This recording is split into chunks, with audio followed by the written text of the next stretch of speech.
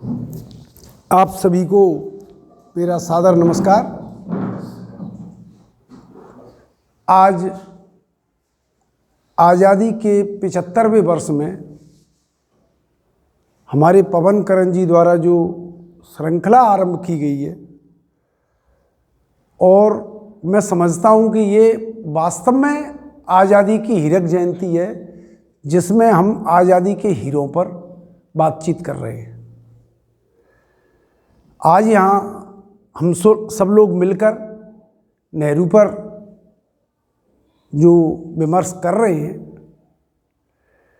उस विमर्श को करने की ज़रूरत इसलिए नहीं हुई कि नेहरू के बारे में भारतीय समाज में बहुत सी भ्रांतियाँ हमारे वायुमंडल में घुली हुई हैं।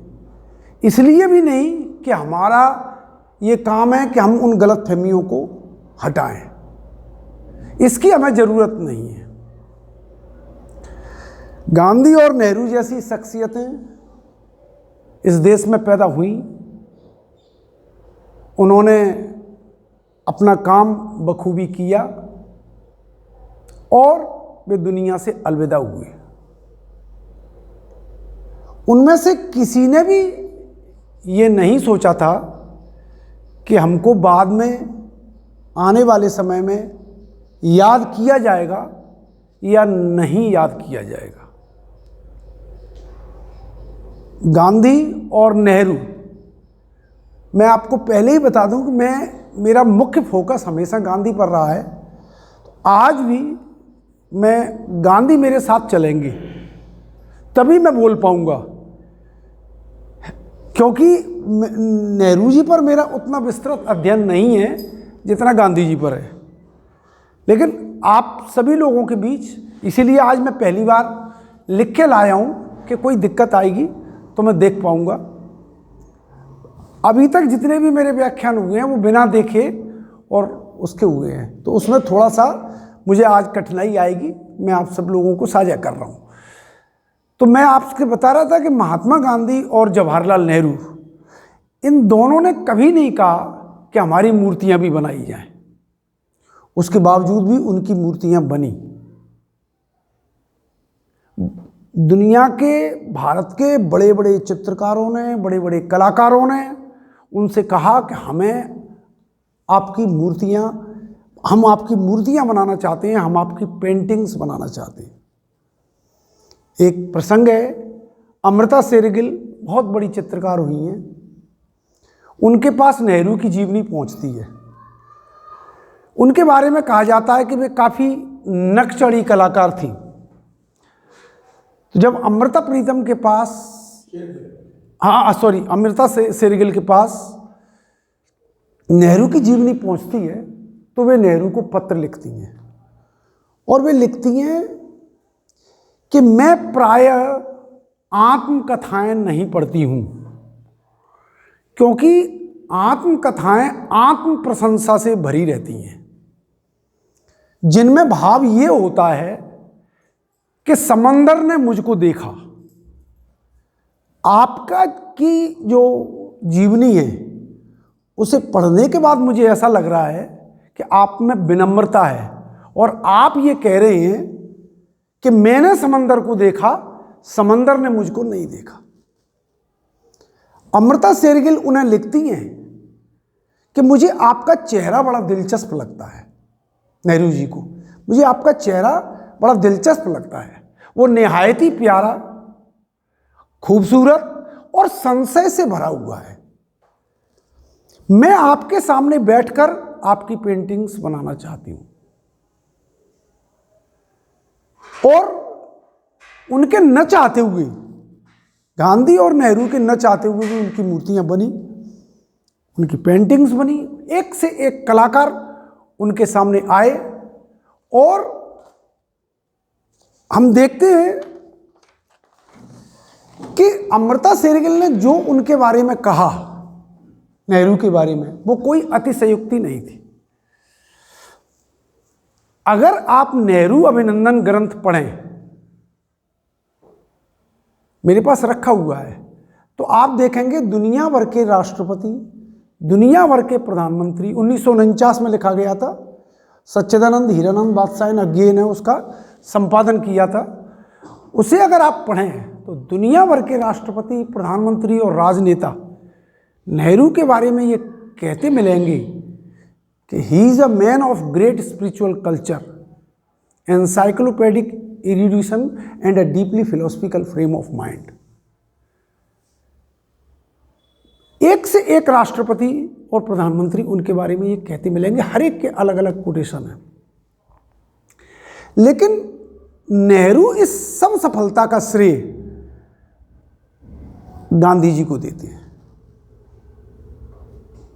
नेहरू ने कभी अपने आप को बुद्धिमान नहीं माना, उन्हें कहा जो कुछ है बापू है। और वो लिखते हैं कि हम जो है गांधी के शिष्य हैं और ये गांधी ही है जिन्होंने हमको धूल में से उठाया और एक आसमानी स्तर पर, एक सबलाइम प्लेन में हमेशा के लिए स्थापित कर दिया। ये उनकी महानता है कि उन्होंने हम जैसे छोटे लोगों को, नेहरू कह रहे हैं, हम जैसे छोटे लोगों को एक ऊंचे आसमानी स्तर पर हमेशा के लिए स्थापित कर दिया। उनके कारण हमने अपने आप को गर्वान्वित महसूस किया, हमने अपनी रीढ़ की हड्डी सीधी की, हमने अपने आप को आज़ाद महसूस किया और अपना सीना तान लिया।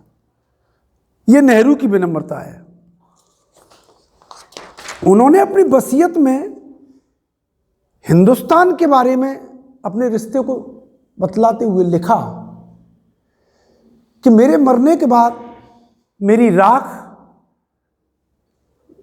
नदियों में फैला दी जाए। तो इसमें भी उनकी कोई गर्वोक्ति नहीं थी। वो ये चाहते थे कि जिन नदियों और जिस जमीन से मैं पलाऊं, मैं मरने के बाद उसी में मिल जाना चाहता हूं। ये उनका भाव था। भारत के बारे में उन्होंने लिखा कि जब मैं विदेश से लौटकर आया तो मैंने भारत को एक पश्चिमी अंग्रेज की तरह देखना शुरू किया। मैंने भारत के बारे में क्या खोजा, यह कहना एक तरह की खाम ख्याली होगी कि मैं उसे पूरी तरह से खोज पाया हूं। आज भारत क्या है? आज भारत 40 करोड़ अलग अलग देश हैं, अलग अलग लोग हैं, जिसमें हर कोई अपने ख्यालों में खोया हुआ रहता है। जब आज भारत ऐसा है तो अतीत में यह कितना पेचीदा होगा जिसे हम आज बताने की कोशिश करते हैं।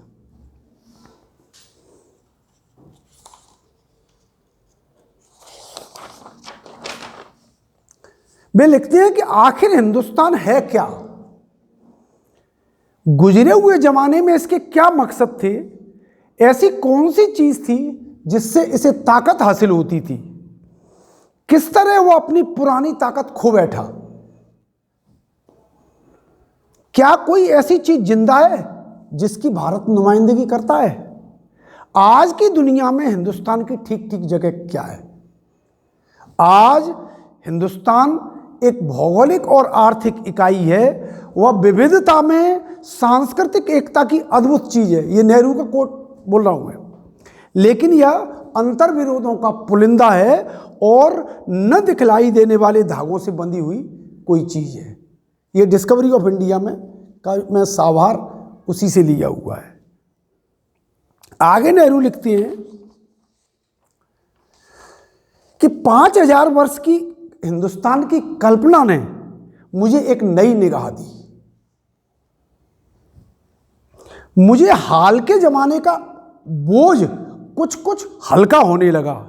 अंग्रेज सरकार की 180 साल की हुकूमत हिंदुस्तान की लंबी कहानी की एक दुखदाई दास्तान है और आज इस फलसफे का अंतिम अध्याय लिखा जाना शुरू हो गया है। वे कहते हैं कि भारत इस दहशतनाक हालात को पार करेगा और नई नींव पर अपना निर्माण करेगा। ये आज़ादी के पहले की बात है। अब मैं थोड़ा सा नेहरू के बारे में जानने से पहले नेहरू के आलोचक कौन थे उसके बारे में मैं आपसे बात करना चाहूँगा। जब कोई व्यक्ति इस प्रकार से बात करता है तो निश्चित है कि वो अपने देश को प्यार करता है। वह इस देश को जीतने के लिए नहीं निकला, वह इस देश पर अपना परचम फैलाने के लिए नहीं निकला। आप पूरे नेहरू के जीवन में आप देखेंगे तो उनमें विजेता भाव आपको लेस मात्र भी नहीं दिखेगा। लेकिन नेहरू और भारत के इस रिश्ते को सही से समझा नहीं गया। कहा यह गया कि भारतीय तो दरअसल गांधी थे और नेहरू एक पाश्चात्य सभ्यता में पले बड़े आदमी थे जिन्होंने भारत पर एक नकली चीज थोप दी जिसका नाम धर्मनिरपेक्षता है। ये कहने वाले लोग बड़े उम्दा दिमाग के हैं।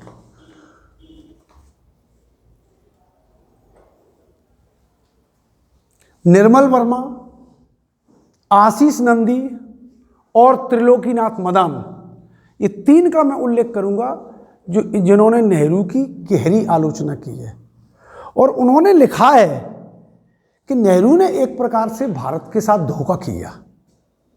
भारत एक पारंपरिक धार्मिक समाज था। नेहरू ने उसके पवित्रता बोध से वंचित कर दिया और भारतीयों के मन में एक प्रकार की खाई पैदा कर दी। ये धर्मनिरपेक्षता की आलोचना हो रही है। हिंदी में निर्मल वर्मा लिखते हैं और अंग्रेजी में आशीष नंदी और टी.एन. मदान जैसे लोग लिखते हैं। इन लोगों का कहना है कि धर्मनिरपेक्षता एक पाश्चात्य विचार है और धर्मनिरपेक्षता के कारण ही भारत में सांप्रदायिकता आई।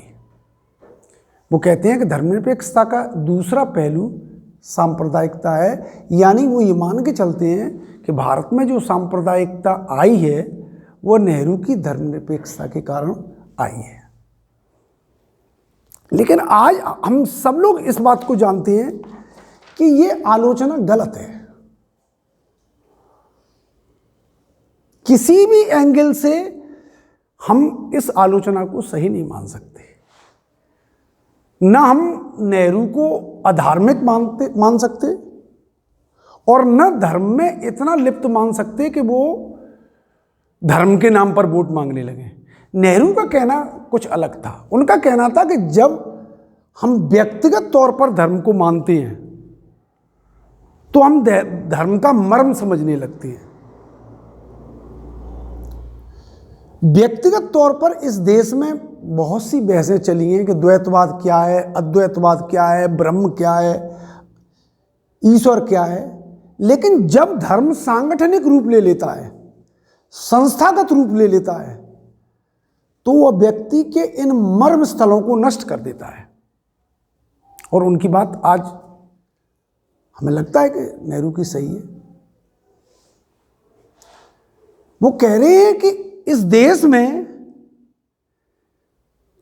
धर्मनिरपेक्षता अगर विदेशी विचार है, नेहरू कह रहे हैं, तो हमारे देश में ऐसी कई वनस्पतियां हैं जो यहां पैदा नहीं होती थी, लेकिन विदेशों से हमने उनको लाके लगाया है। लेकिन यहां हमने उनके लिए अनुकूल माहौल तैयार किया है। इस देश का एकमात्र विकल्प, नेहरू कहते हैं, धर्मनिरपेक्षता है। और उसका कारण बताते हैं। वो कहते हैं हिंदुस्तानियों में एक खास आदत है कि वो हर चीज में अपनी शक्ल देखते हैं। नेहरू कहते हैं हर चीज में अपनी शक्ल देखते हैं। और इस बात को अज्ञे जी एक स्थान पर कहते हैं कि हिंदुस्तान में ये खास आदत है कि वो अपनी शक्ल में ही सभी को देखता है। इसीलिए हिंदुस्तान के अधिकांश देवता और उनके रूपक, उनके चेहरे हमारे जैसे हैं। अज्ञे कहते हैं कि मान लीजिए आदमी की शक्ल घोड़े जैसी होती तो यकीन मानिए कि हमारे सारे देवी देवता घोड़े की शक्ल के होते। ये आगे बोल रहे हैं। तो इसका अर्थ है कि नेहरू ने ये जो विचार किया था, ये सोच समझ कर किया था। इस देश में सबसे पहली बार महात्मा गांधी ने ये पहचाना था कि ये इस देश की आज़ादी के संघर्ष में भी इस देश का जो कॉमन सेंस है वो हिंदू कॉमन सेंस होता जा रहा है।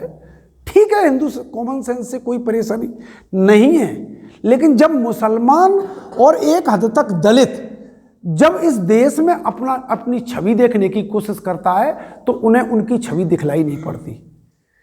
इसलिए धर्मनिरपेक्षता कहीं भी किसी धर्म की मनाही नहीं करती, लेकिन वो धर्म की कीमत पर किसी एक धर्म को अपना राज्य धर्म नहीं बना सकती। नेहरू की धर्मनिरपेक्षता का तात्पर्य यही है कि या तो ये देश सबका होगा या फिर किसी का नहीं होगा।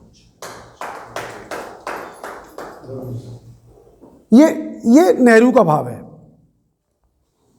वे एक लेख में लिखती हैं कि क्या हिंदुस्तानी एक साथ रह सकते हैं। नेहरू बड़े फ्रैंकली बोलते थे और फ्रैंकली लिखते थे। वे अपनी जनता को भरमाते नहीं थे। तो वो लिखते हैं कि क्या हम भारतीय साथ रह सकते हैं। भारतीय आज आज़ाद हैं, लेकिन क्या भारतीयों का साथ रहना मुमकिन है। वो प्रश्न कर रहे हैं। वो कह रहे हैं अंग्रेज भी यही बात कहते थे और लोग भी ये बात कहते थे कि भारतीयों का एक साथ रहना बड़ा कठिन कार्य है। इसका कारण बतलाती है कि हम लोग बहुत अलग अलग किस्म के लोग हैं। हमारे हित एक दूसरे से टकराती हैं और हम एक दूसरे से कोई साझेदारी करना नहीं चाहते। साझेदारी कर भी नहीं सकते क्योंकि इस देश का जो सबसे बड़ा रोग है वह है जातिवाद। यह जातिवाद न तो हमें व्यक्तिगत तौर पर और न सांस्थानिक तौर पर किसी भी संसाधन की साझेदारी नहीं करने देता है। और इसीलिए गांधी जी ने 1924 के बाद आज़ादी के आंदोलन को एक तरफ छोड़ करके देश में जातिवाद को समूल नष्ट करने के लिए अभियान छेड़ा था। और कई लोग प्रश्न भी उठाते थे कि ये आज़ादी के लिए लड़ रहे हैं या इसके लिए लड़ रहे हैं। तो इसलिए यहाँ पर आकर हम कह सकते हैं कि गांधी की और जो अंबेडकर से बहसें थीं, उन बहसों का सार ये था कि गांधी जी ने पहले अंबेडकर को अपनी बराबरी पर लाया। आप सभी लोग जानते हैं कि अंबेडकर का कॉम्पिटिशन नेहरू से नहीं था। अंबेडकर के प्रतिद्वंदी गांधी थे, जिन्ना के प्रतिद्वंदी गांधी थे। नेहरू के प्रतिद्वंदी लोहिया हो सकते हैं, नेहरू के प्रतिद्वंदी राजगोपालाचारी हो सकते हैं, लेकिन ये बड़े बड़े लोग यानी अंबेडकर का अगर आप जो कहें तो उनकी बराबरी गांधी से होती है, नेहरू से नहीं होती। तो वो प्रश्न करती हैं कि भारत में जो अनेक धर्म हैं वो भी हमें एक साथ रहने नहीं देते। ये नेहरू कह रहे हैं। जैसे अपन क्या कहते हैं कि मजहब नहीं सिखाता आपस में बैर करना, लेकिन नेहरू ये कह रहे हैं कि ये मजहब ही है जो आपस में बैर करना सिखा रहा है। ये नेहरू के विचार काफ़ी पहले के हैं। मैं अभी आपको बताऊंगा कि उनके विचारों में एक ट्विस्ट आया है और जो R.K. करंजिया के साथ उनके इंटरव्यू में दिखता है। मैं कोशिश करूंगा कि कितने पहलू आपके सामने ला पाता हूं।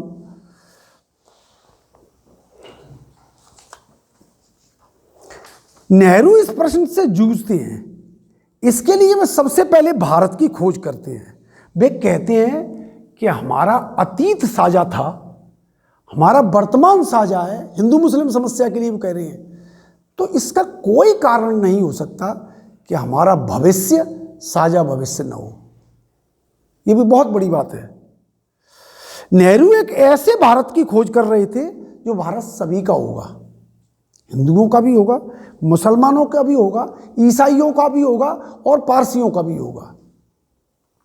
नेहरू धर्मनिरपेक्षता की बात करते हैं, भले ही संविधान की प्रस्तावना में धर्मनिरपेक्ष राष्ट्र उस समय नहीं लिखा गया हो, लेकिन उनका सेक्युलर स्टेट किसी भी प्रकार की सामाजिक अभिव्यक्ति से मना ही नहीं करता, इनकार नहीं करता। धर्म जो आध्यात्मिक प्रश्नों की उधेड़बुन में लगा रहता है, जैसा कि मध्यकाल में हुआ है। हम भले ही अधार्मिक हों व्यक्तिगत तौर पर, लेकिन भारत में जो सबसे ज़्यादा धर्म के क्षेत्र में काम हुआ है तो मध्यकाल में ही हुआ है, जिसे हम अंधेरा युग कहते हैं। वो अंधेरा युग नहीं था, वो अंधकार युग नहीं था, वो भारत का मध्यकाल भी मेरी नज़र में जितना मैं पढ़ पाया हूँ, वो काफ़ी देश में एक प्रकार की बहसें चलती रही थी और बड़े बड़े लोग इस भारत की धरती पर हुए। कबीर, नानक, ये सब लोग मध्यकाल की उपज है। और मुझे नहीं लगता कि कबीर को कभी किसी ने रोक पाया हो। वो जो बात अपनी कहते थे, बेबांग कहते थे, उन पर कभी राष्ट्रद्रोह का केस किसी मतलब उस समय की सरकार ने नहीं लगाया कि या कभी किसी ने, यानी भारत में लोग बोलते रहे, अलग अलग धाराएं फूटती रही हैं।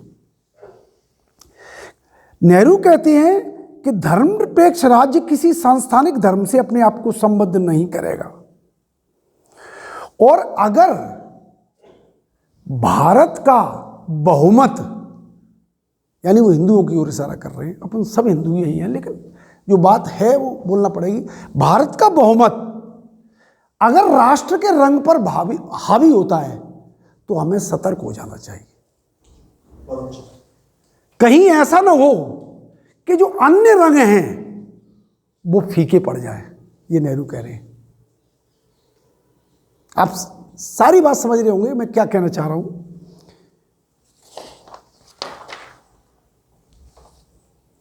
इसलिए जो मेरा मानना है कि धर्मनिरपेक्षता के मसले पर नेहरू की आलोचना ठीक नहीं है। यह सही है कि उनका धर्म के प्रति एक जटिल रुख था। वे उस अर्थ में धार्मिक नहीं कहे जा सकते जिस अर्थ में गांधी थे। हालांकि गांधी को पढ़ने के बाद भी ये नहीं लगता कि गांधी भी बड़े विचित्र आदमी थे। वे पूरी जिंदगी राम का नाम लेते रहे, लेकिन जब उनसे पूछा जाता था कौन से राम, तो वो कहते थे नहीं, दशरथ पुत्र राम नहीं है, ये तो दशरथ पुत्र राम से भी पहले का राम है। जब मैं नोआ खाली में दरिंदों के बीच में था तो मैं राम का नाम लेकर ही जिंदा रहा। यानी उनकी अलग मसले हैं। नेहरू जी पर गांधी जी का प्रभाव तो मैं आपसे बता चुका हूं, लेकिन गांधी को हम फिर भी एक धार्मिक व्यक्ति मानते हैं। वो हे राम कह के ही उन्होंने अपने प्राण त्यागे, नेहरू हे राम कह के नहीं मरे।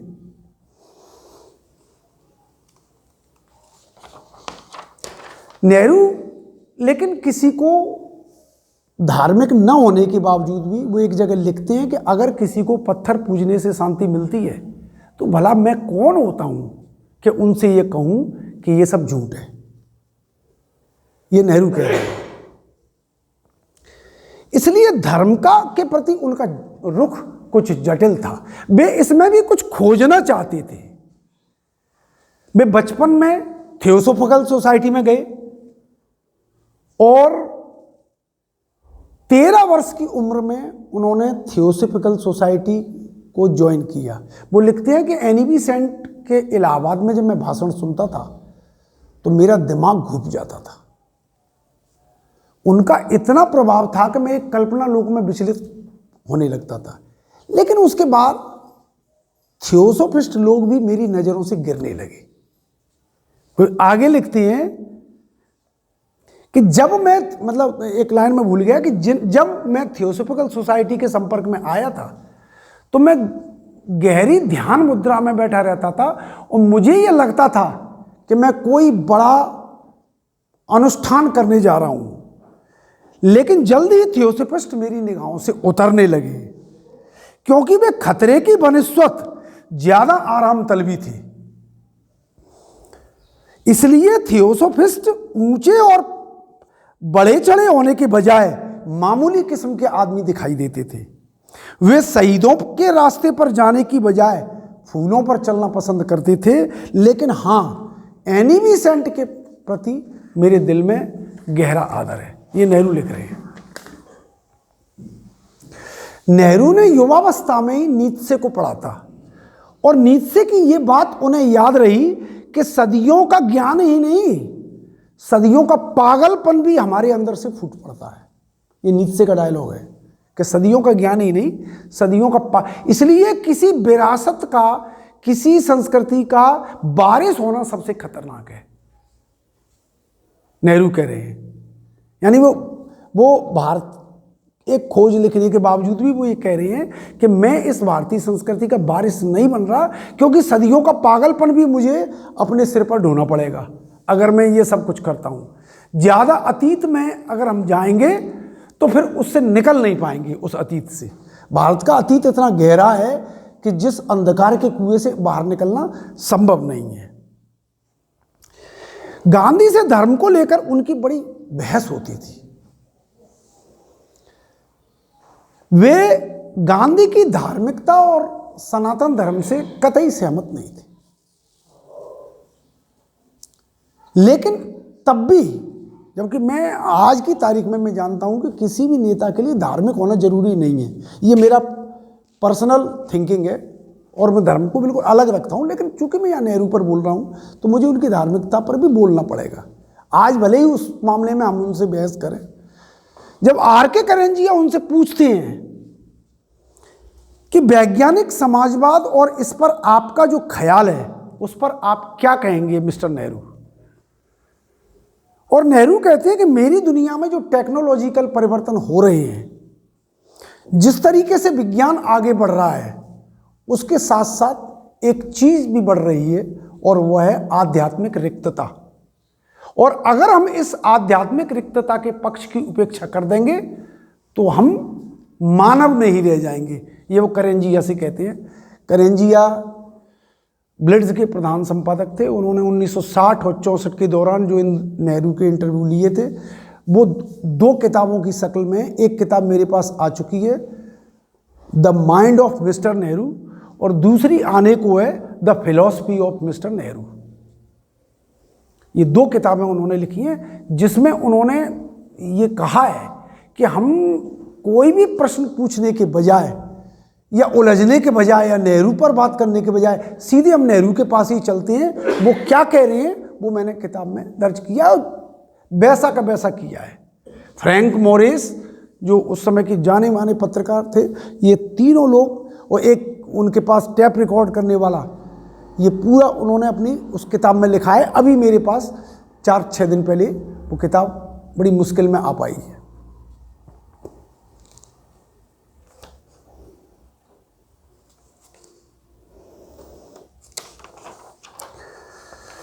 उन्होंने डिस्कवरी ऑफ इंडिया में लिखा है कि मुझे लोग बहुत पसंद करते हैं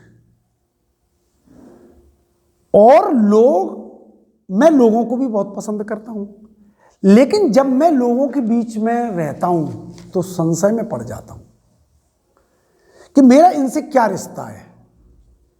क्या ये ठीक ठीक मुझे जानते हैं या मैं इन्हें ठीक ठीक जानता हूं? कहीं ऐसा तो नहीं है कि मैंने कोई नकली तस्वीर बना रखी है, और या इन लोगों ने मेरे बारे में नकली तस्वीर बना रखी है।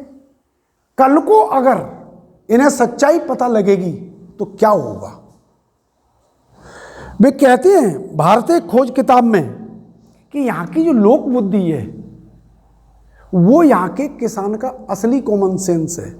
वो कहते हैं कि जब मैं मथुरा गया, वृंदावन गया, और वहाँ के किसान मुझे सूर और तुलसी के दोहे और चौपाइयाँ सुनाते हैं, और नरोत्तम दास का सुदामा चरित सुन के तो उनकी आंखों से आंसू आने लगे। वे एक जगह पूरी कांग्रेस के बड़े बड़े नेताओं के साथ गए तो वहाँ एक किसान बाल्टी से पानी खींच रहा था, और वो नेहरू और उनकी पूरी टीम नहाने के लिए बैठी थी। तो किसान ने कहा कि देखिए साहब, हम तो पहली बाल्टी तो भगवान को चढ़ाते हैं। तो पूरे कांग्रेस के लीडर खड़े हुए हैं। उसने 5 बाल्टी पानी कुएं से निकाला और सब लोग इंतजार करते रहे। यानी वो किसी को पे थोप नहीं रहे हैं। उन्हें उस किसान की बात इतनी अच्छी लगी कि उन्होंने उसको अपनी किताब में दर्ज कर दिया।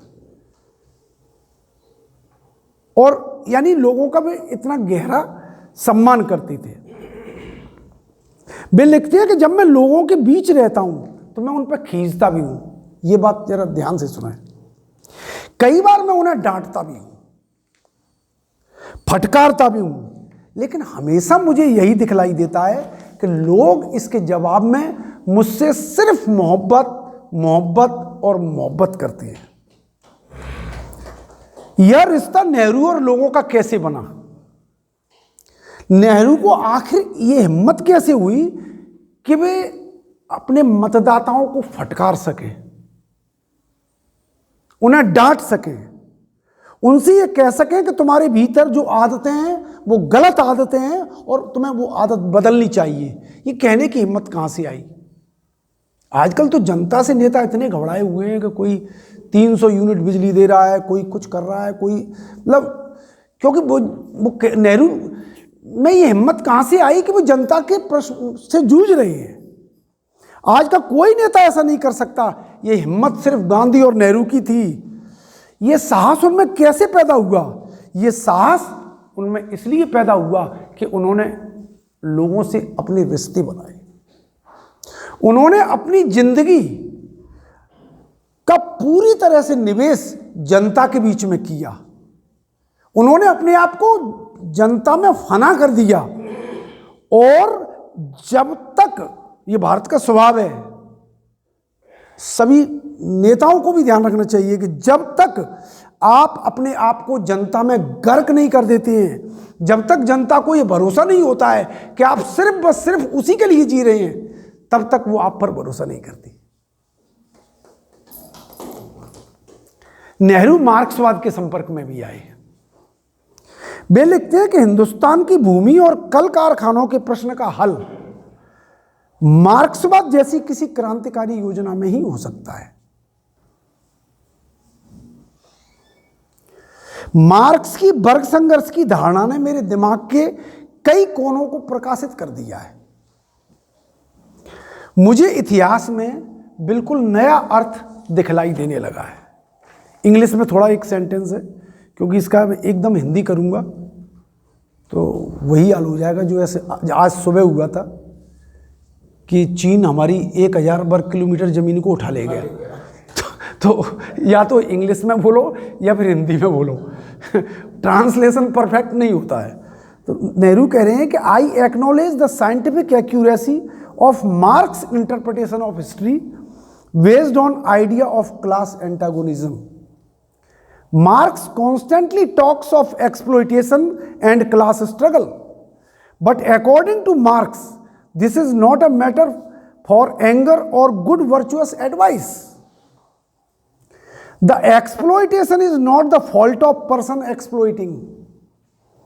The dominance of one class over the another has been the natural result of historical progress. जो कुछ है वो चल रहा है। जैसे अभी हमने वाजपेयी जी ने कहा था कि हम जाने अनजाने में अपने नौकरों के साथ, अपने कर्मचारियों के साथ कैसा व्यवहार करते, तो वो एक तरह से मुझे कह रहे हैं कि ये सदियों से चला आ रहा है। शोषण करने वाले को ये लगता ही नहीं है कि मैं शोषण कर रहा हूँ। ये बिफोर गांधी, जब वो गांधी के संपर्क में पूरी तरह से नहीं आए हैं, तब की ये बात है।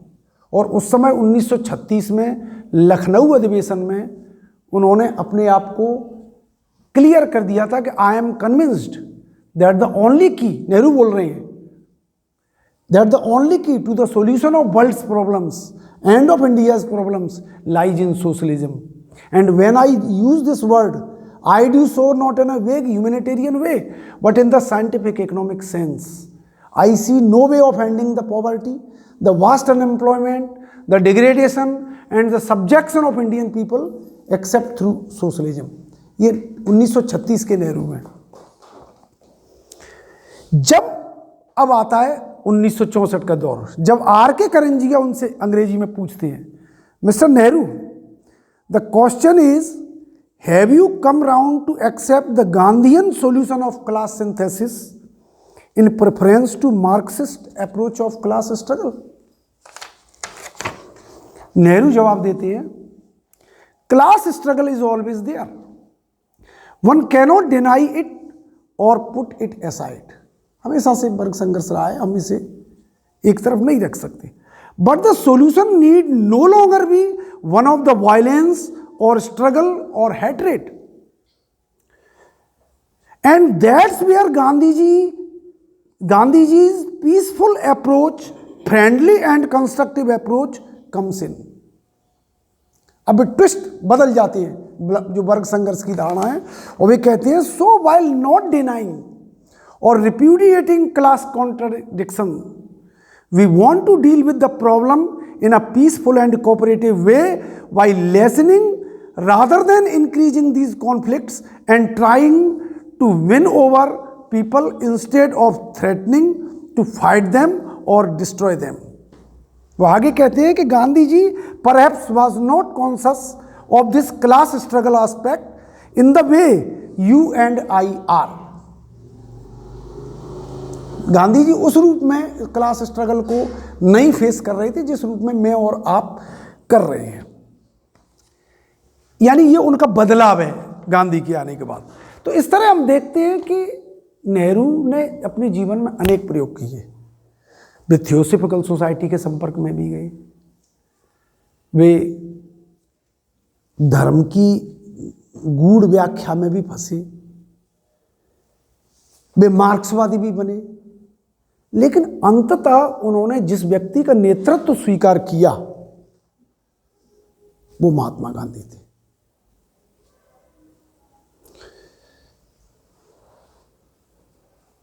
वे अपने देश और जिंदगी का मकसद खोजने के लिए निकले थे और रास्ते में उन्हें गांधी नाम का जादूगर मिल गया। गांधी और नेहरू की इस युति ने, इस कॉम्बिनेशन ने न केवल देश को आजादी दी बल्कि देश को नए नए आयाम दिए। अब एक प्रश्न कई बार है उभरता है जो मैं लिखता हूं और मेरा सर से सर क्वेश्चन मार्क लगाते हैं फेसबुक पर, मैं नेहरू को आखिरी गांधीवादी कहता हूं, तो सर उस पर क्वेश्चन मार्क लगाते हैं आखिरी गांधीवादी। तो मैंने आज ये मौका निकाला है कि मैं अपनी बात आप तक पहुंचाऊं। गांधी को इस बात का पूरी तरह से भरोसा था कि ये मुल्क जो आजाद होने वाला है इसकी बागडोर नेहरू के हाथ में है और सही हाथों में है। आखिर प्रश्न उठता है कि इतने आला दिमाग लोगों के होने के बावजूद, उस समय एक से एक आला दिमाग लोग थे, गांधी ने नेहरू को क्यों अपना उत्तराधिकारी बनाया? अब दिल्ली विश्वविद्यालय के एक बहुत जाने माने प्रोफेसर हैं अपूर्वानंद, और मैं सर से दरखास्त करूंगा कि अगली बार एक बार उन्हें भी आप ITM में बुलाएं। आप साहसी हैं, आप बुला सकते हैं और बहुत बढ़िया बोलते हैं। तो वो एक इसका जवाब देते हैं। वो कहते हैं कि जवाहरलाल नेहरू को ही अपना उत्तराधिकारी क्यों बनाया। जब ये प्रश्न लोहिया जी से पूछा गया तो लोहिया जी ने इस प्रश्न का जवाब यह क्या कर दिया कि गांधी वर्णवादी थे और नेहरू ब्राह्मण थे। राजगोपालाचारी ने यह कहा कि गांधी मोह में पड़ गए थे। लेकिन क्या हम सबको जो आज काफी ज्ञान के भंडार में बैठे हुए हैं, क्या आपको ऐसा लगता है कि गांधी जैसा आदमी किसी के मोह में पड़ जाए? और अगर गांधी किसी के मोह में पड़ जाता है तो फिर हमें अपने आप से प्रश्न करना चाहिए कि हम गांधी को बापू क्यों कहते हैं, राष्ट्रपिता क्यों कहते हैं? इसलिए इसकी पड़ताल होनी चाहिए। मुझे इसकी सिर्फ एक वजह दिखाई देती है, वो ये कि जो संकल्प गांधी के आखिरी दिनों का था कि भारत को हर कीमत पर धर्मनिरपेक्ष राष्ट्र रहना है, और उस धर्मनिरपेक्षता के मामले में अगर कोई व्यक्ति उनमें से खरा उतरता है तो वो नेहरू ही थे। नेहरू धर्मनिरपेक्षता के मामले में उस हद तक जा सकते थे जिस हद तक गांधी गए। एक से अधिक बार गांधी ने जनता को कहा कि नेहरू तो हिंद के जवाहर हैं और आप उनके हाथों में सुरक्षित हैं। उन्होंने कांग्रेसियों से कहा, उन्होंने नोआखाली में दंगाइयों से कहा कि आप जो कर रहे हैं इससे हो सकता है कि आप जवाहर को खो बैठे, और अगर आप जवाहर को खो बैठे तो ये आपकी बदनसीबी होगी,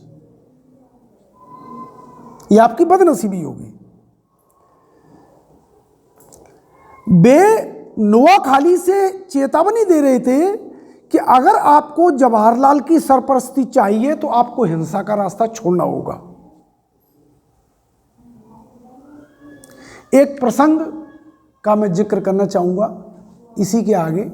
राजमोहन गांधी ने अपनी किताब में लिखा है कि सरदार पटेल ने नेहरू को पत्र लिखा कि महात्मा गांधी सबसे ज्यादा प्यार तुमको करते हैं। यह राजमोहन गांधी का प्रसंग है कि महात्मा गांधी सबसे ज्यादा प्यार तुमको करते हैं। जवाहरलाल के प्रति महात्मा गांधी का जो रिश्ता था वो गहरे प्यार का रिश्ता था। एक मशहूर लेखक व चिंतक हुए हैं श्री किशोरीलाल मुसरूवाला, जो गांधी जी के हरिजन अखबार के संपादक भी रहे। उन्होंने ये राज खोला है। उन्होंने बताया कि गांधी और पटेल का रिश्ता भाई भाई का रिश्ता था और गांधी और जवाहर का रिश्ता पिता और पुत्र का रिश्ता था। इन दोनों में फर्क है। इसका कारण बताते हुए मुसरूवाला कहते हैं कि एक तो ये उन्होंने गांधी जी ने बताया है उनको कि एक तो जवाहरलाल नेहरू का व्यक्तित्व तो ऐसा था जो लोगों को आकर्षित करता था। इसके अलावा नेहरू भारत की आज़ादी के लिए कोई भी कीमत देने के लिए तैयार थे। जो गांधी जी जो चाहते थे उस पूरी कसौटी को पूरा करने के लिए तैयार थे। इस बात का भी गांधी पर प्रभाव पड़ा था। जब 1924 में गांधी ने हिंदू मुस्लिम एकता के लिए दिल्ली में अपना अनशन किया तो उस समय गांधी जी नेहरू से इतने प्रभावित हुए कि फिर उनका वो स्नेह खत्म हुआ ही नहीं। उस समय जवाहरलाल नेहरू मात्र 35 साल के थे।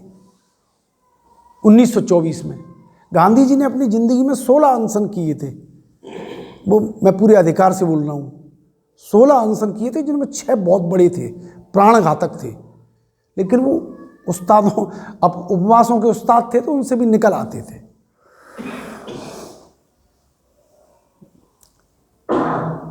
उस समय नेहरू गांधी जी से मिलने आए और उसके बाद गांधी जी और नेहरू का रिश्ता बहुत गहरा हो गया और गांधी समझ गए थे कि यह इंसान जो राजनीति में आया है और जो लोगों पर भी अपना प्रभाव रखता है और वह हिंदू मुसलमानों की दोस्ती को बनाए रखने के लिए कोई भी कीमत देने को तैयार है, ये गांधी कह रहे हैं।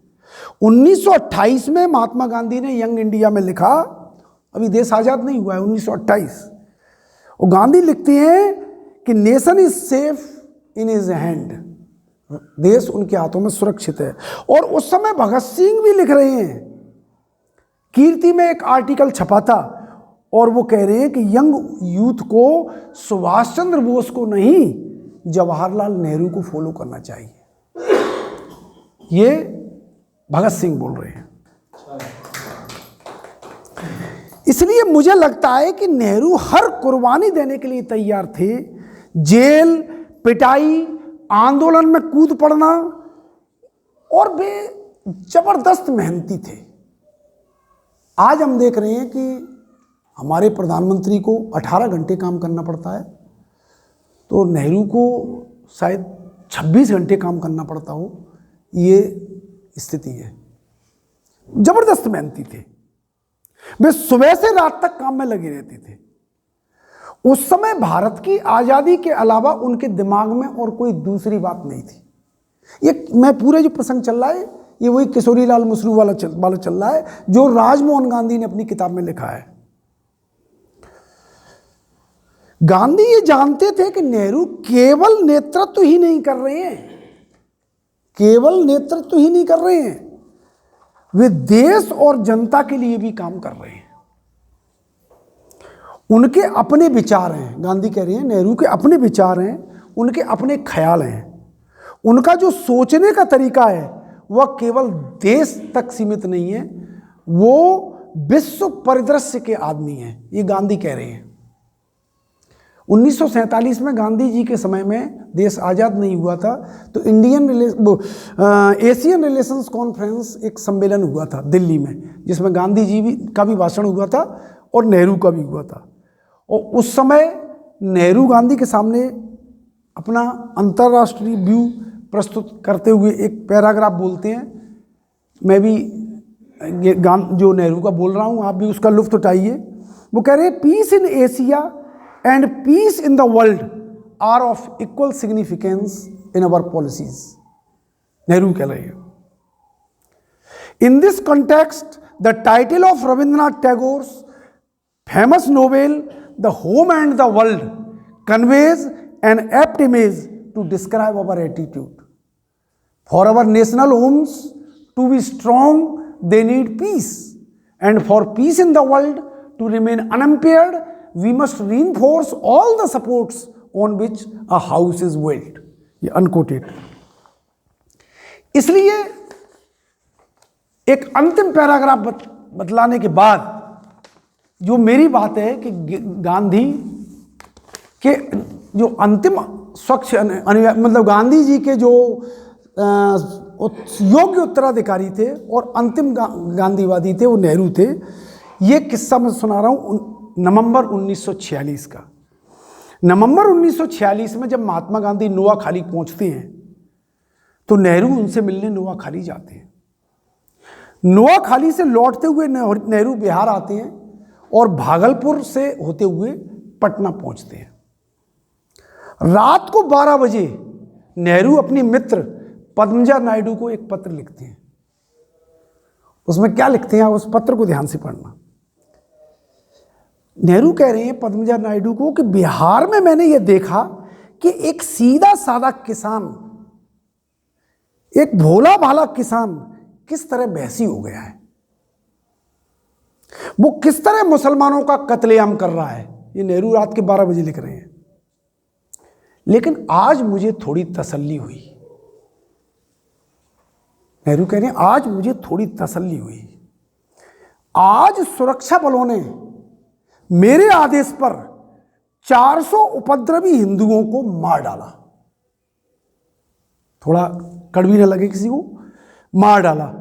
और मुझे ऐसा लग रहा है कि तराजू का जो पलड़ा एक तरफ झुका हुआ था वो आज थोड़ा बराबरी पर आ गया है और इससे मैं कुछ राहत महसूस कर रहा हूं।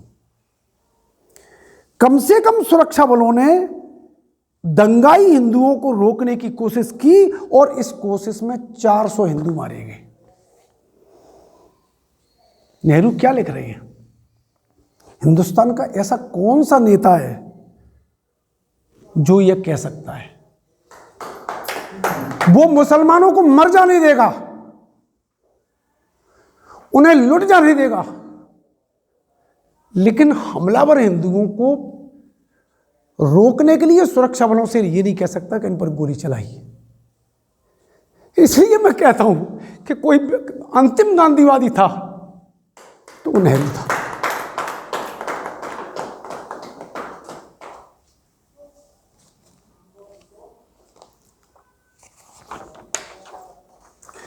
पंद्रह अगस्त के दिन जब आजादी का उत्सव चल रहा था, गांधी जी ने अपने तरीके से चरखा काटते हुए कलकत्ता में आजादी का पर्व मनाया। और गांधी जी उस दिन कलकत्ता में ये जद्दोजहद कर रहे थे कि हिंदू और मुसलमान इस देश में एक साथ कैसे रहें।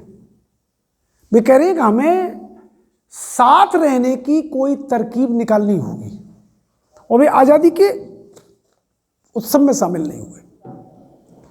लेकिन इसका गहरा दर्द उस समय के सभी नेताओं में था। किसी भी नेता ने ये नहीं कहा, यानी वो ये कह रहे हैं गांधी कि इस मुल्क के बनने के में मुझे आगे तशद्दुद के आसार दिखाई दे रहे हैं, गांधी जी कह रहे हैं, इसलिए मैं आज के दिन कोई खुशी मनाने की वजह महसूस नहीं करता, ये गांधी जी कह रहे हैं।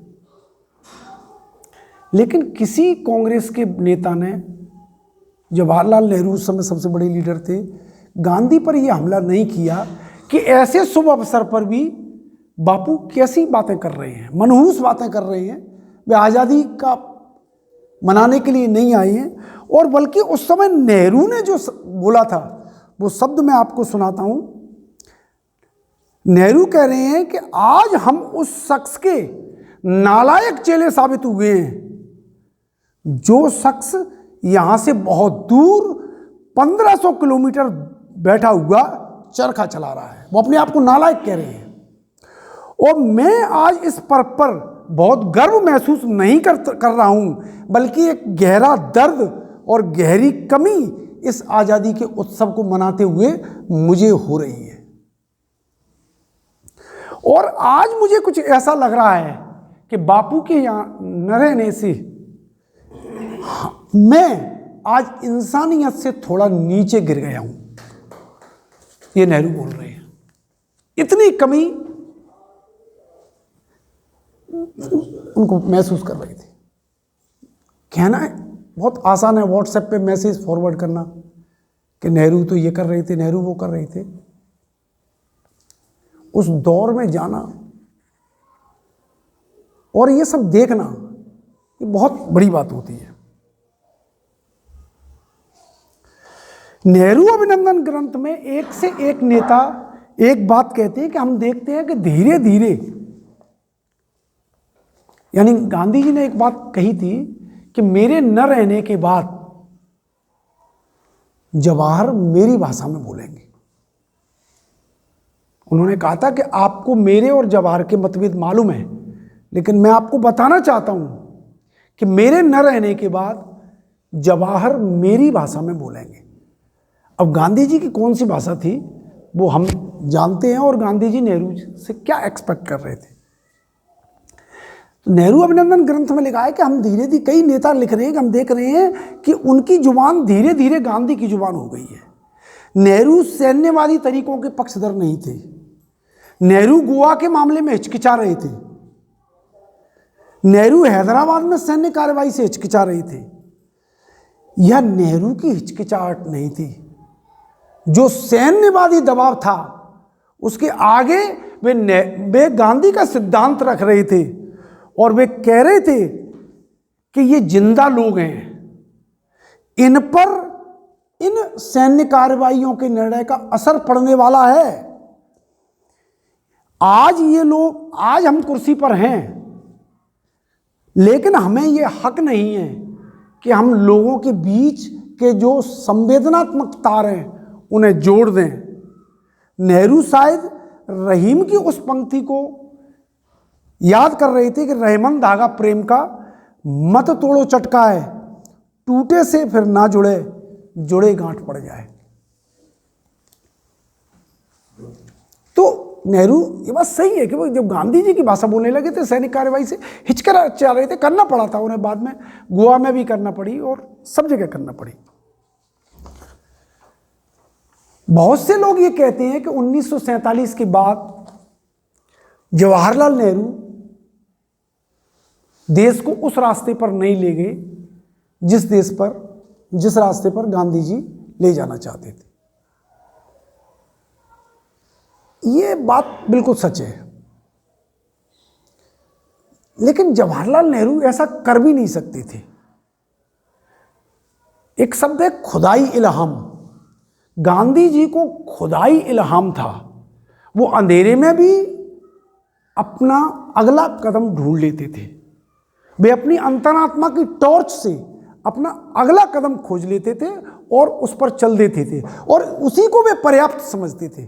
इसलिए ये कहना कि जवाहरलाल नेहरू गांधी के रास्ते पर नहीं चले, गांधी के रास्ते पर कोई भी नहीं चल सकता था।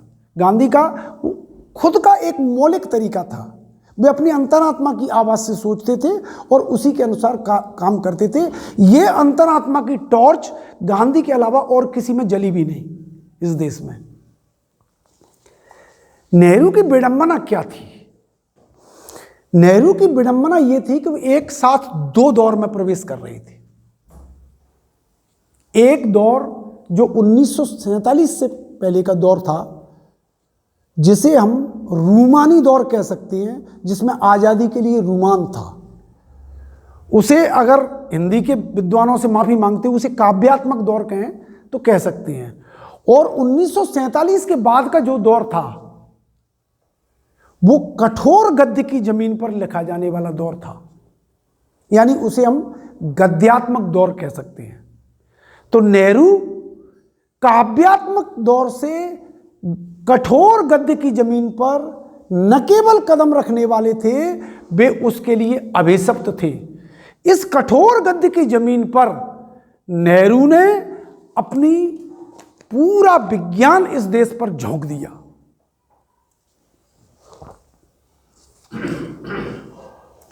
इसे हम राष्ट्र निर्माण दौर भी कह सकते हैं। इस दौर में उन्होंने एम्स, आईआईटी, इसरो, स्ट्रैक, TISCO, Thumba rocket centre, physical research laboratory, Bhabha अनुसंधान परिषद, परमाणु ऊर्जा आयोग, ट्राम्बे, अप्सरा, साइरस, जेरलिना जैसे परमाणु रिएक्टर नेहरू की कड़ी मेहनत का परिणाम था। नेहरू ने अपनी लोकतांत्रिक सरकार की सारी शक्ति विकास के मॉडल पर अमल करने के लिए झोंक दी। भाखड़ा नागल, सरदार सरोवर जैसे बड़े बांध, सिंचाई परियोजनाएं, अधिक अन्न उपजाओ, दुग्ध क्रांति, वन महोत्सव, सामुदायिक विकास, राष्ट्रीय विस्तार कार्यक्रम, पंचवर्षीय योजना, भारी उद्योग, भिलाई, बोकारो और जमशेदपुर के लोहे और स्टील के प्लांट, खाद के कारखाने, लाखों नए स्कूल, लाखों नए सरकारी नौकरियां, लाखों अफसर, ये सिलसिला नेहरू की अदम्य ऊर्जा से चलता रहा। इस अवधि में देखिए, इतना सब करने के बावजूद भी नेहरू अपने मुख्यमंत्रियों को हर 15 दिन में हाथ से लिखे हुए 8-8, 10-10 पेज के लेटर भेजा करते थे। और वे अपने मुख्यमंत्रियों को लिखते थे कि देश में अनाज की कितनी कमी है, देश में सिंचाई प्रणाली का कितना बड़ा हिस्सा अब पाकिस्तान में चला गया है और हमें बड़े बांध बनाने होंगे। भारत के पास जूट नहीं है, पीने का पानी नहीं है। इस समय सबसे बड़ी समस्या ये है कि इतनी बड़ी संख्या में आबादियों की आवाजाही हो रही है। उन सभी को बसाना और उन्हें एहसास दिलाना कि वे चैन और सुकून से रह सकें। आज हम इस बात को नहीं समझ सकते, यह नेहरू द्वारा लिखित उन चिट्ठियों से समझ सकती हैं। ये चिट्ठियां दरअसल उनके मुख्यमंत्रियों का एक प्रशिक्षण था। वे मुख्यमंत्रियों का प्रशिक्षण था जिसमें वे अपने मुख्यमंत्रियों से लगातार संवाद करते रहते थे। और वे मुख्यमंत्रियों को पत्र में क्या क्या लिखते थे? मध्य पूर्व में क्या हो रहा है, नासिर ने सुएज नहर का राष्ट्रीयकरण कर दिया, इसका क्या अंजाम होगा, पनामा नहर में क्या हो रहा है, अमेरिका क्या कर रहा है, रूस की क्या प्रतिक्रिया है, हिंद महासागर को शांति क्षेत्र बनाए जाने के संबंध में कोलंबो प्रस्ताव क्या है, ये सब वो अपने मुख्यमंत्रियों को लिख रहे हैं। 1958 से 1964, फिर मैं आर.के. करंजिया पे आ रहा हूं।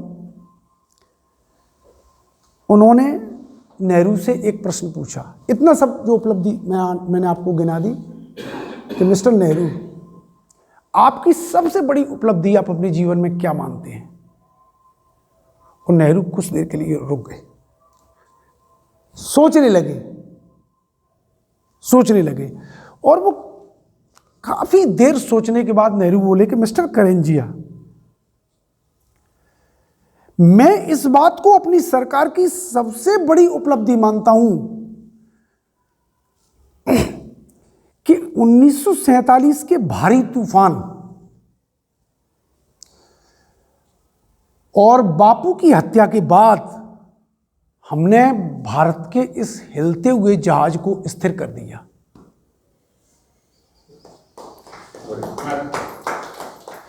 इससे मैं तसल्ली महसूस करता हूं कि हम उन लोगों को जो पाकिस्तान से इस तरफ आए, उन लोगों को बसा सके। मेरे लिए लोग महत्वपूर्ण थे, लोगों की मनोवैज्ञानिक शांति महत्वपूर्ण थी। हमने लोगों को चैन से रहने के अवसर उपलब्ध कराए। नेहरू ने ये डींग नहीं आंकी कि मैंने IIT बनाए, एम्स बनाए, ये बनाए। इसी इंटरव्यू में करंजिया उनसे पूछते हैं कि मिस्टर नेहरू, क्या आजादी के बाद अब नेहरू युग प्रारंभ होता है? करंजिया कहते हैं, I am talking to the greatest statesman of our time. Nehru ने तुरंत रोक दिया। रुक जाइए mister Karanjia, you are wrong. The only statesman among us was Mohandas Karamchand Gandhi, and we are merely his children. We are the children of Gandhi era.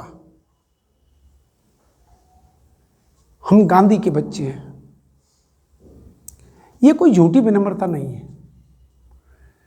आप किसी के स्वर से पहचान सकते हो कि वो ईमानदार है या नहीं है।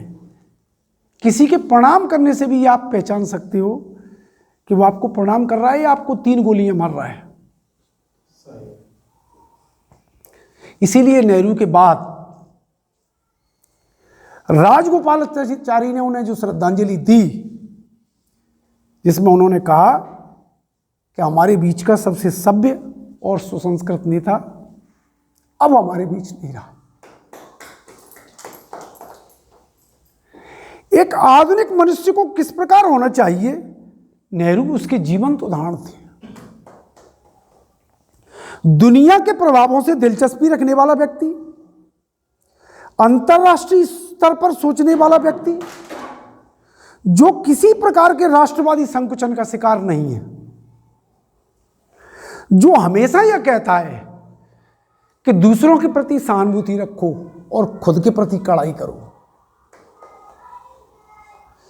तो मेरे लिए आज नेहरू एक सहिष्णु, उदार, लोकतांत्रिक, वास्तविक अर्थों में अहिंसक और कल्पनाशील व्यक्ति हैं।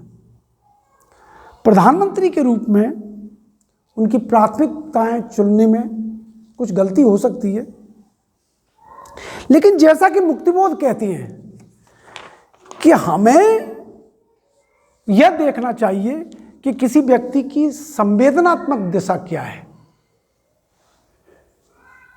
तो हमें यहां देखना पड़ेगा कि नेहरू की संवेदनात्मक दिशा क्या थी। मैं केवल उनकी उसी संवेदनात्मक दिशा को आज यहां देख रहा हूं। मेरे लिए नेहरू इस रूप में आदर्श हैं कि जब आप सबसे ज्यादा ताकतवर होते हैं, जो बहुमत नेहरू के पास था, वो सुन के उनके आंकड़े देख के आप रोंगटे खड़े हो जाएंगे। 400 से ऊपर सीटें। तो मेरे लिए नेहरू इस रूप में आदर्श हैं कि जब आप सबसे ज्यादा ताकतवर होते हैं, तब आपके अंदर कितनी विनम्रता है।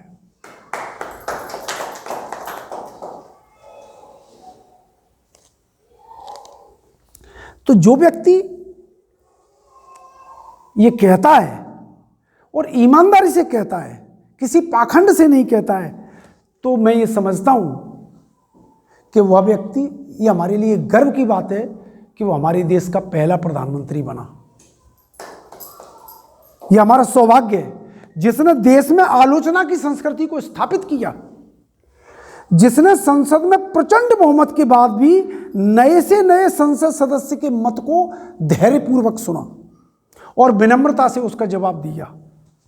जब चंद्रशेखर पहली बार संसद में पहुंचे तो वे किसी बयान पर बहुत क्रुद्ध दिखाई दे रहे थे। नेहरू जी ने पूछा कि ये क्रुद्ध नौजवान कौन है, मुझे इससे बात करने दो। इसी तरह चाहे भूपेश गुप्ता हो, अटल बिहारी वाजपेयी हो, जब वो नए नए संसद में पहुंचे, नेहरू ने उनको पर्याप्त महत्व दिया। एक डांगे का भी प्रसंग है, ऐसे डांगे। महाराष्ट्र में सतारा में शिवाजी महाराज की मूर्ति का अनावरण होना था और वो अनावरण नेहरू को करना था। महाराष्ट्र में हंगामा खड़ा हो गया कि नेहरू को शिवाजी महाराज की मूर्ति का अनावरण करने का कोई अधिकार नहीं है, क्योंकि उन्होंने डिस्कवरी ऑफ इंडिया में शिवाजी के खिलाफ लिखा है। हंगामा मच गया। कई सांसदों ने नेहरू को पत्र लिखे और डांगे ने भी उनको पत्र लिखा कि आपको शिवाजी की मूर्ति के अनावरण में नहीं जाना चाहिए।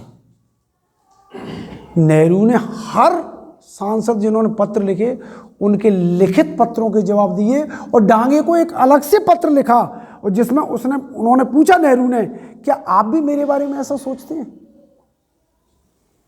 इस तरह हम देखते हैं कि नेहरू एक ऐसे व्यक्ति हैं जो लोकतंत्र में बहुमत का मतलब अल्पमत को नष्ट कर देना नहीं समझते हैं। अल्पमत की आवाज पूरी तरह सुनी जा सके, इसके लिए उन्होंने अपने 17 वर्षीय प्रधानमंत्री काल में अनुकूल स्थितियों का निर्माण किया और इसीलिए उस समय जो तत्कालीन अल्पमत था वो आज बहुमत बन गया है और वो इस देश से नेहरू का नाम निशान मिटा देने की बात कर रहा है। अब ये हमें देखना होगा कि हम नेहरू को मिटने देते हैं या नहीं मिटने देते हैं। जैसा कि मैंने शुरू में ही आपसे कहा कि हमें नेहरू की वकालत करने की जरूरत नहीं है। नेहरू इस दुनिया से जा चुके हैं, उन्होंने अपना काम कर दिया है। अब ये हमारा फर्ज है कि हम अपने वक्त को पहचानें, हम अपनी भूमिका निश्चित करें। नेहरू और गांधी के गुण गाने की या उनका कीर्तन करने की हमें कोई ज़रूरत नहीं है, वे उससे परे हैं। और आज अगर भारत नेहरू और गांधी का मूल्यांकन नहीं भी करेगा तो यकीन मानिए कि ऑक्सफोर्ड में, ऑस्ट्रेलिया में, हार्वर्ड में, दुनिया भर के विश्वविद्यालयों में गांधी और नेहरू पढ़े जाते रहेंगे। भारत के बारे में ये प्रसिद्ध है कि बुद्ध देव भारत में पैदा हुए और भारत ने बुद्ध को त्याग दिया और दुनिया ने अपना लिया। अगर यही नियति नेहरू और गांधी के साथ हो तो इसमें कोई आश्चर्य नहीं है।